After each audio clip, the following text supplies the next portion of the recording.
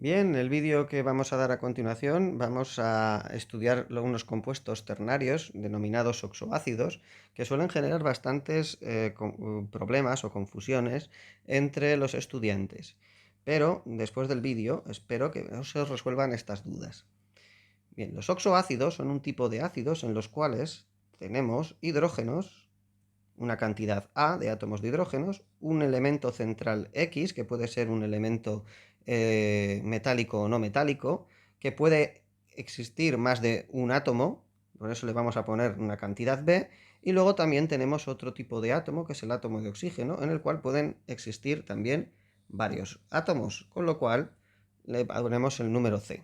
Este A, B, C será en este caso el número de átomos que contiene el compuesto oxoácido que vayamos a estudiar. Me voy a hacer un pequeño inciso, y es para recordar que en los compuestos binarios habíamos visto otro tipo de ácidos que denominábamos hidrácidos.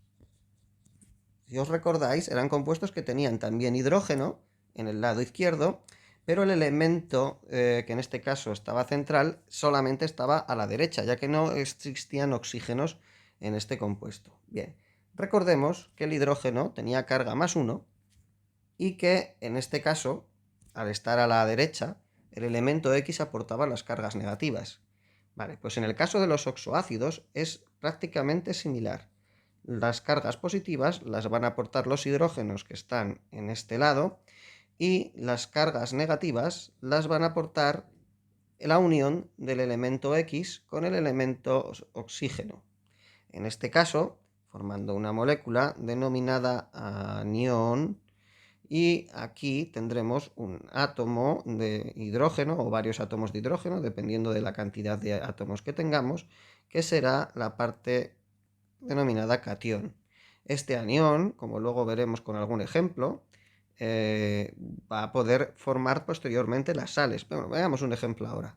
Imaginemos que tengo este ácido, yo os digo el nombre ahora mismo, ya veremos luego cómo se halla ese nombre, pero es el ácido sulfúrico.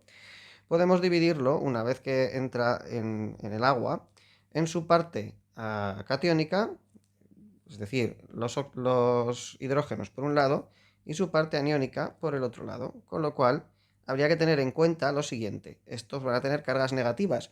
¿Cuántas cargas negativas? Tantas como hidrógenos quite. Si nos damos cuenta que tiene dos hidrógenos, tendrá que tener dos cargas negativas. Bien se puede poner así, o bien se puede poner directamente un -2, ¿vale? 2 menos. Y aquí tendría que poner tantos átomos de hidrógeno como hay aquí. 2 por cada uno de los, en este caso, cationes hidrógeno que tenemos. Bien, ¿cuál es la cuestión? Bueno, pues que si recordamos, estos compuestos van a formar sales posteriormente al unirse a cualquier elemento que en vez de hidrógeno aporte cargas positivas. Por ejemplo, un sodio positivo tendrá que haber dos para poder unirse de esta manera, o podríamos tener un calcio que aporte ya directamente dos cargas positivas, etcétera, etcétera, ¿vale? Esto lo iremos viendo cuando demos las sales, pero al menos entender ya que un ácido, cuando pierde los hidrógenos, se convierte en una parte aniónica, que es la que va a formar la sal. Y de aquí viene este interés que tengo en deciros los compuestos hidrácidos binarios que hemos visto antes, que les ocurre lo mismo. Podemos separarlos en su parte catiónica y su parte aniónica, es decir, el elemento X en este caso, simplemente, con su carga negativa, es lo que denominamos el anión, y este es lo que denominamos el catión. Vale, si recordamos, cualquiera de los elementos que tenemos, vamos a coger cualquier ácido, un compuesto ácido, en este caso binario, para recordar, por ejemplo, el ácido fluorhídrico, que es este de aquí. Vamos, como bien acabo de nombrar, se llama ácido, se le ponía el elemento que tenemos, que en este caso expresado con la letra X, que es el flúor, y terminado en hídrico. Esto es lo importante, ácido hídrico. Vale, pues cuando formábamos cualquier compuesto que, si recordáis que vimos en el anterior en los anteriores vídeos, cualquier compuesto binario que no llevase hidrógenos o oxígenos, este flúor reacciona, por ejemplo, para juntarse con el sodio, forma este compuesto. Vale, pues a este compuesto lo denominamos fluoruro de sodio. Os dais cuenta que terminan en la palabra uro. Vale, pues todas las sales, en este caso binarias, terminan en la palabra uro y vienen del ácido que termina en hídrico. Bien, pues en los oxoácidos pasa parecido. Va a haber una terminación especial dependiendo de la terminación del ácido, una terminación para la sal dependiendo de la terminación del ácido. Lo veremos cuando estudiemos la nomenclatura.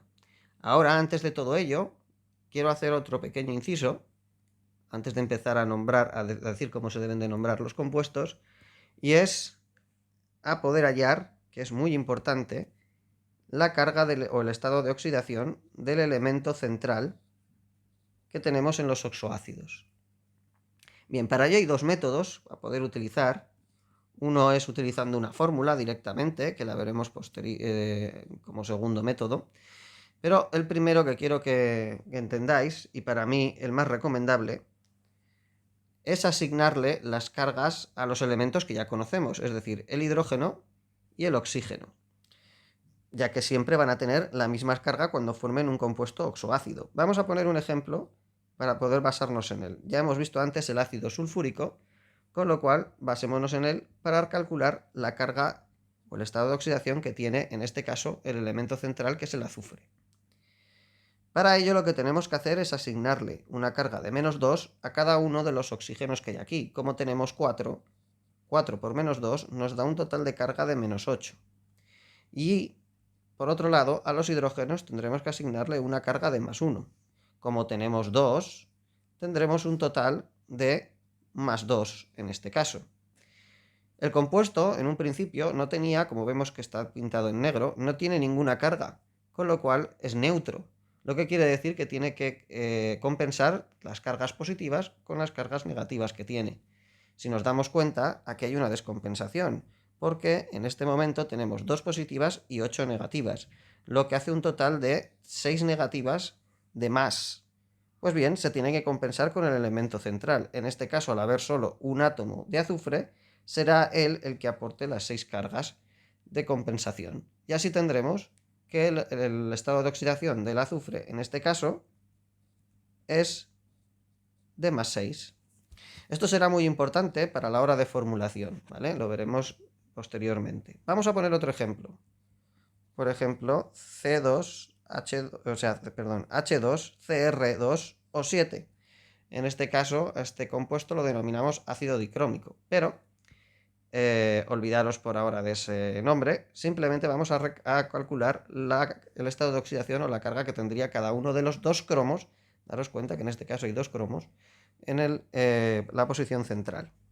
Vale, recordemos que hay que asignarle un -2 a cada uno de los oxígenos que tenemos. Como tenemos 7 oxígenos, como podéis ver, pues serán -2 por 7, -14 cargas que nos aportará el oxígeno. Vamos a por los hidrógenos. Como tenemos 2 hidrógenos y cada uno de ellos aporta una carga positiva, tendremos un +2. La diferencia entre ambos, como vemos, es de -12. Con lo cual, los dos cromos, recordar que hay dos, deberán de aportar cada uno la mitad de esta carga y en positivo. Con lo cual, +6. +6 por 2, +12, y compensaría los -12 que hay aquí.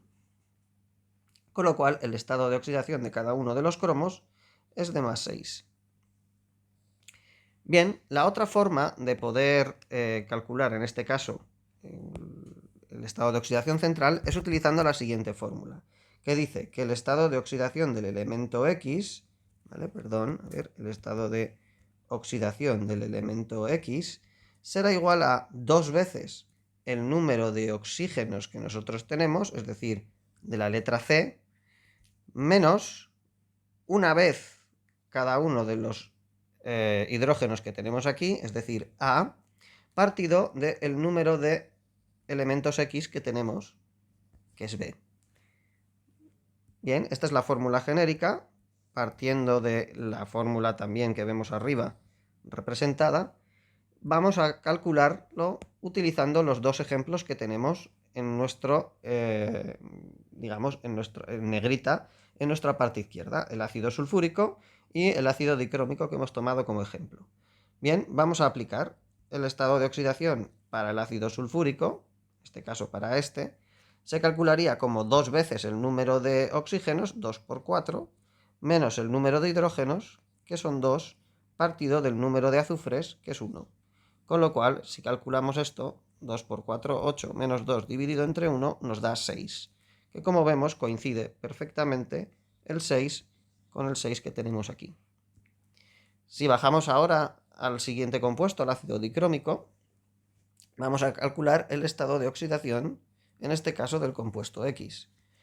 Con lo cual vemos que tenemos 2 por el número de oxígenos, que es 7, menos el número de hidrógenos, que es 2, partido del número de átomos del elemento X, que en este caso es el cromo.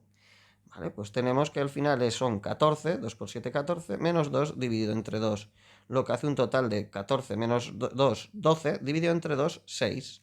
Podemos ver que exactamente es el mismo estado de oxidación. Puede parecer que la forma más fácil es utilizar la fórmula, pero también nos puede llevar a tener un error y es a cometer algún pequeño desliz y no poner bien las letras en relación a las letras donde tendrían que estar cada una de las fórmulas. Con lo cual yo suelo aconsejar que utilicemos el primer método. Bueno, una vez visto esto, vamos a proceder a ver las formas de nomenclatura de este tipo de compuestos. Vamos a utilizar dos nomenclaturas. Una, la nomenclatura estequiométrica, que en los compuestos binarios hemos hablado más veces de ella, pero la nombrábamos más concretamente como nomenclatura de prefijos numerales. Aquí es más correcto hablar de estequiométrica, ya que va a haber más de 2 elementos. Y vamos a ver cómo se tiene que utilizar esta nomenclatura y otra que va a ser la llamada nomenclatura tradicional, que solamente la vamos a utilizar en este caso para este tipo de compuestos, los oxoácidos, ya que no es relativamente ya aceptado por la IUPAC en otros compuestos como los óxidos, no es recomendada, pero sí que se sigue utilizando para los oxoácidos. Empecemos por intentar nombrar compuestos según la nomenclatura estequiométrica. Pongamos de ejemplo ya el ácido que acabamos de ver varias veces, que es este, el ácido sulfúrico. Ya veremos que esta será la forma de nombrarlo según la nomenclatura tradicional, ácido sulfúrico. Pero ¿cómo lo denominaríamos según la nomenclatura estequiométrica? Bien, pues procedamos a ello. Lo primero que hay que hacer es nombrar la parte, como hemos hecho en todos los compuestos, que va a formar el anión, es decir, este azufre con estos 4 oxígenos. Para ello empezaremos nombrando el número de oxígenos que tenemos, añadiéndole delante el prefijo numeral que me indique el número de oxígenos que hay. En este caso, como hay 4, será tetra. Le añadiré la palabra óxido para representar el número de oxígenos, pero ojo, no le voy a poner el acento porque va a formar una palabra completa, a la que le tengo que añadir el compuesto que tenemos en este caso, que es el azufre. Si hubiese más de un azufre, tendría que poner, por ejemplo, si fuese el dicrómico que hemos puesto antes, di, ¿vale? Porque tenía 2 cromos, pero en este caso, al haber solamente un azufre, pondremos sulfato. Daros cuenta que terminamos en ato, ¿vale? Bien, y ahora lo que hacemos es poner la parte catiónica, es decir, D, en este caso, en todos los ácidos, va a ser hidrógeno. Pero, ojo, tenemos 2 átomos de hidrógeno, con lo cual habrá que poner el prefijo di delante y luego hidrógeno. tetraóxido sulfato de dihidrógeno. Vamos a intentar hacer otro compuesto para practicar. Por ejemplo, este, que es conocido de forma tradicional como el ácido nítrico. Bueno, vamos a nombrarlo según la nomenclatura estequiométrica. Empezamos por la parte aniónica, es decir, esta, que forman el nitrógeno con los 3 átomos de oxígeno. Como hay 3 átomos de oxígeno, será trióxido, sin acento, y en este caso, como es un nitrógeno, nitrato, hay que terminar en ato, de, como no hay más que un hidrógeno, hidrógeno. Vamos a poner otro ejemplo. En este caso, este ácido, vamos a poner este que me gusta más y que no lo hemos visto por ahora, ácido fosfórico, de forma tradicional. Vamos a nombrarlo de esta manera. Tetra, porque vemos que hay 4 oxígenos, tetraóxido, sin acento en este caso, fosfato, del fósforo, terminado en ato, como acabamos de ver, de, ojo, aquí hay 3 hidrógenos, con lo cual será trihidrógeno. ¿Vale? Y así es como habría que nombrar pues, estos compuestos. Vamos a por la nomenclatura tradicional. Y aquí es importante que nos sepamos la siguiente tabla. Acabamos de ver que puede haber elementos con una sola valencia, como puede ser el caso de los compuestos, valencia o estado de oxidación, ¿no? Como puede ser el caso de los compuestos formados por los alcalinos o los alcalinotérreos, ¿vale? Tienen un diferente valor de valencia, unos más 2 y el otro más 1, pero solamente tienen una valencia. Aquí vemos otro con el zinc que tiene solamente una, el cadmio tiene solo un valor, la plata tiene solo un valor de valencia, el aluminio tiene solamente un valor, ¿vale? Y así hay varios que tienen solamente una valencia posible. Pero vemos que hay otros elementos que tienen 2 valencias, por ejemplo, el cobre, el hierro, el cobalto, el níquel, el oro, el mercurio, y más concretamente podemos ver también aquí el carbono, podemos ver el fósforo, que lo hemos utilizado anteriormente. Luego podemos ver otros con 3, como el caso del azufre que vemos aquí. ¿Vale? Podemos ver otros con 3, por ejemplo, en el caso del...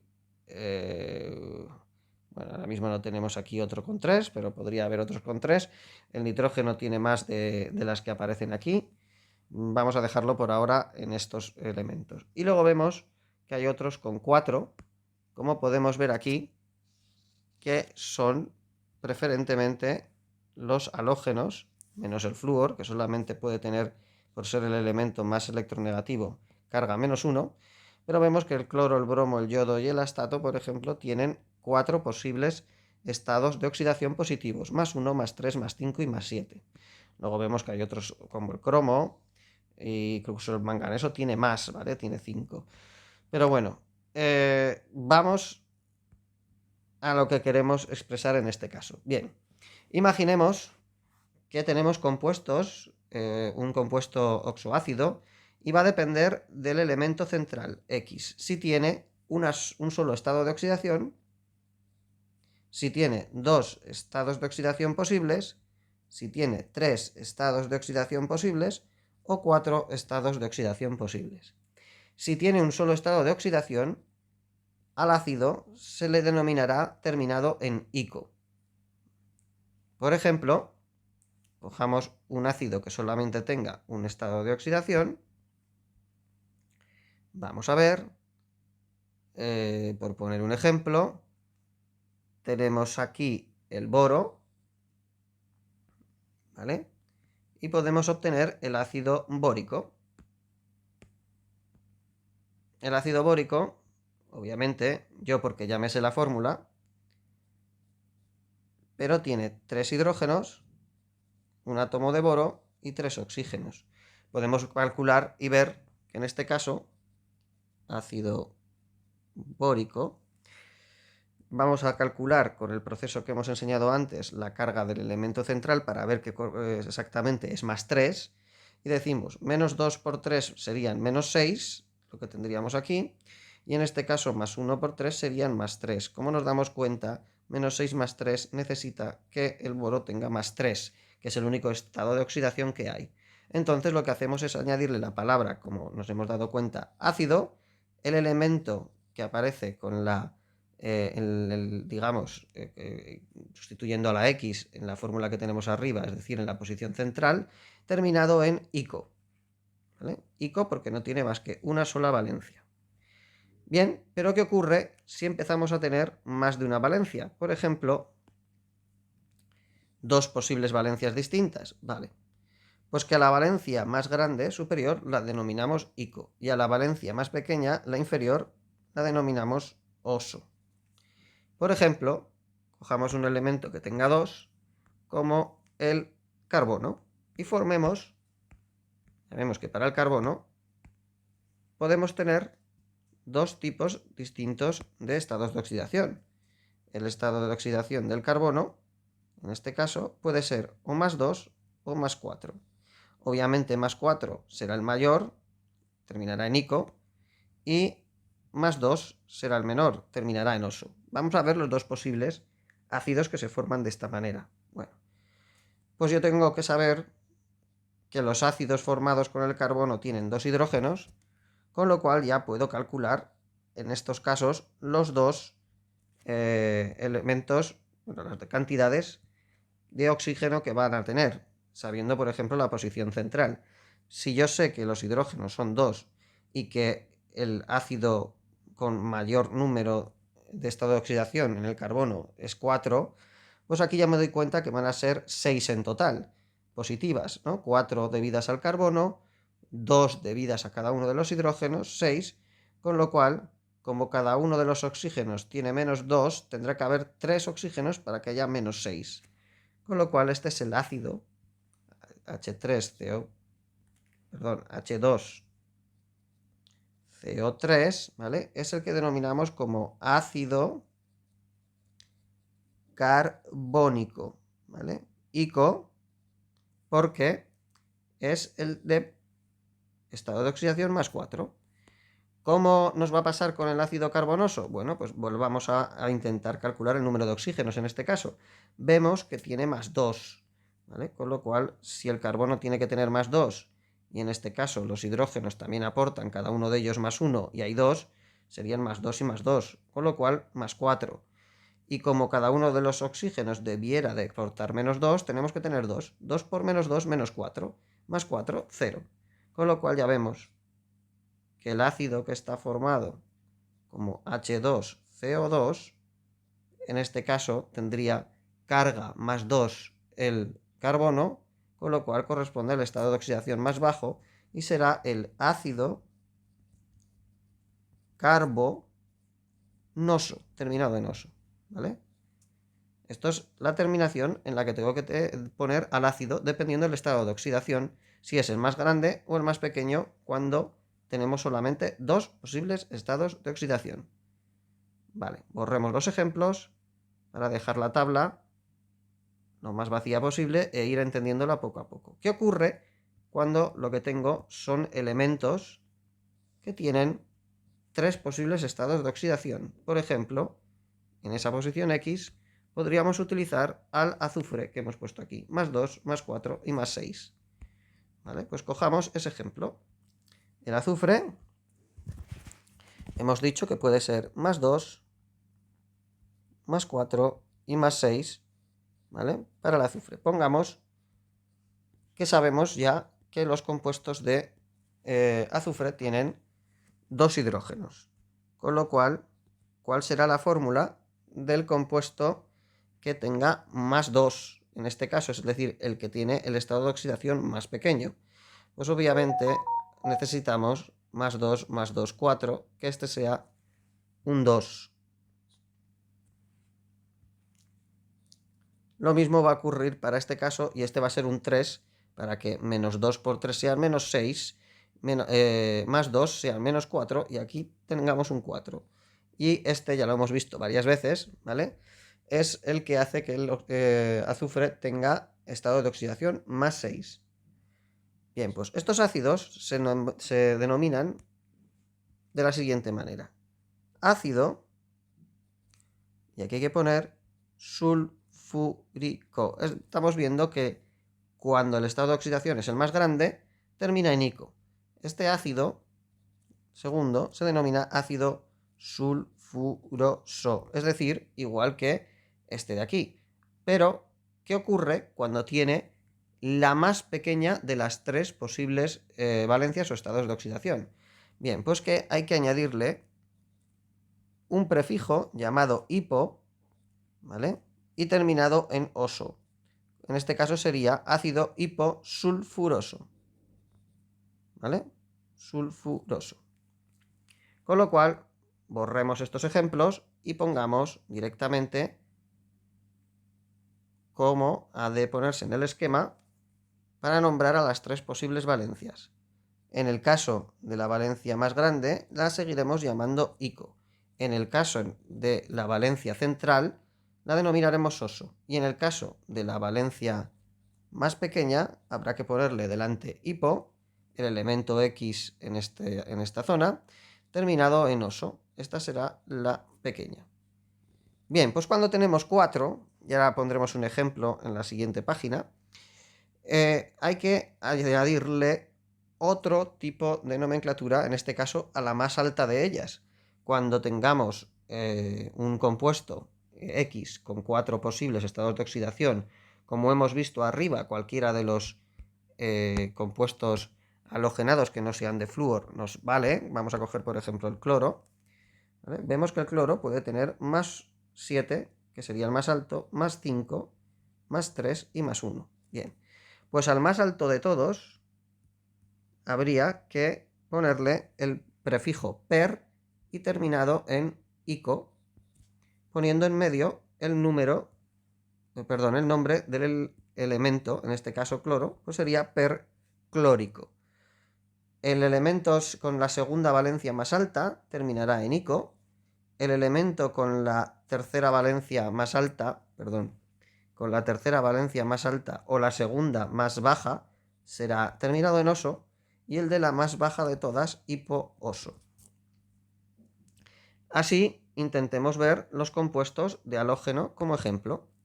Para ello utilizaremos el el cloro como elemento. Tenemos que saber que todos los ácidos de los halógenos solamente contienen un hidrógeno, con lo cual podremos encontrarnos con 4 tipos de compuestos con el halógeno que tengan un solo hidrógeno. Vamos a calcular el número de oxígenos que necesitaría dependiendo si este átomo de cloro tiene carga más 7, tiene carga más 5, tiene carga más 3 o tiene carga más 1. Bien, es fácil porque lo podemos ver que al tener solamente un hidrógeno, 1 más 1 van a ser un 2, con lo cual necesito tener solamente, en este caso, 2 oxígenos. No, porque tenemos que recordar que cada uno de los oxígenos aporta un -2, con lo cual ya lo anula. Simplemente un átomo de oxígeno, ¿vale? Y este sería el más pequeño y el que aporta, en este caso, la carga de -1. De más 1. Con lo cual será el que denominamos como la carga más pequeña, hipooso. Así que este será el ácido hipocloroso, ¿vale? Hipooso. Vamos a por el siguiente. HCl3O, hay que ver cuántos oxígenos tengo que poner. En este caso, como van a ser 4 las cargas positivas que tenemos, necesito, sabiendo que cada oxígeno va a aportar 2 negativas, pues tener 2 oxígenos. Y así, en este caso, tengo este compuesto que al tener la segunda carga más grande, la segunda carga más pequeña, debemos de denominarlo terminado en oso y sin ningún prefijo, con lo cual será el ácido cloroso, ¿vale? Terminado en oso. El siguiente compuesto, como podemos ver, en este caso, vamos a pintarlo pues de verde, de este azul verdoso, ¿vale? Pues tenemos que es la tercera carga, empezando por abajo, o la segunda más alta, con lo cual debe de terminar en ico. Pero previamente tenemos que calcular el número de oxígenos que tenemos. Pues bien, como cada uno de los hidrógenos aporta más 1 y solamente hay 1, más los 5 del cloro son más 6, como cada uno de los oxígenos tiene menos 2, tiene que haber 3 oxígenos. Con lo cual el ácido que nosotros estamos buscando es HClO3. Con lo cual este es el que denominamos ácido clórico, ¿vale? Terminado en ico. Y por último, el ácido que nos queda con mayor valencia, en este caso sería el perico, ¿vale? Que sería con más 7, pues vamos a calcular cuál sería la cantidad de oxígenos que necesitamos. Bueno, pues esto es fácil de nuevo. Vemos que habría que aportar un más 1 al hidrógeno, más los 7 del cloro, serían 8. Como cada uno de los oxígenos me aporta menos 2, sería 4 por menos 2 menos 8, y así los compensaría. Con lo cual el HClO4 es el que denominaremos como ácido perclórico, ¿vale? Perclórico. Se le añade el per y el ico, como vemos aquí. El siguiente aquí, ico, ¿vale? El de la tercera valencia más alta será oso, y el de la valencia más baja de todos, hipo-oso. Bien, igual se puede hacer con el bromo, se puede hacer con el yodo, se puede hacer con el astato, entre otros, ¿vale? Muy bien, ya hemos dado más o menos las nomenclaturas tradicionales. Recordar que esta nomenclatura tradicional solamente se utiliza para el caso de las sales y de los ácidos ternarios, y que no la usamos ya para el resto de compuestos, por ejemplo los binarios, como los óxidos, que antiguamente sí que se utilizaba y se denominaban, por ejemplo, óxido, pues yo qué sé, óxido férrico, óxido ferroso, ¿vale? Etcétera, etcétera.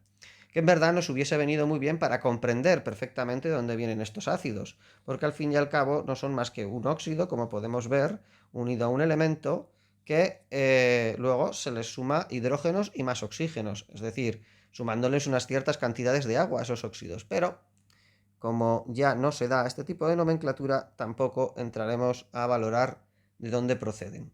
Simplemente aprender a nombrar estas dos nomenclaturas que hemos estudiado para los oxoácidos: la nomenclatura estequiométrica y la nomenclatura tradicional.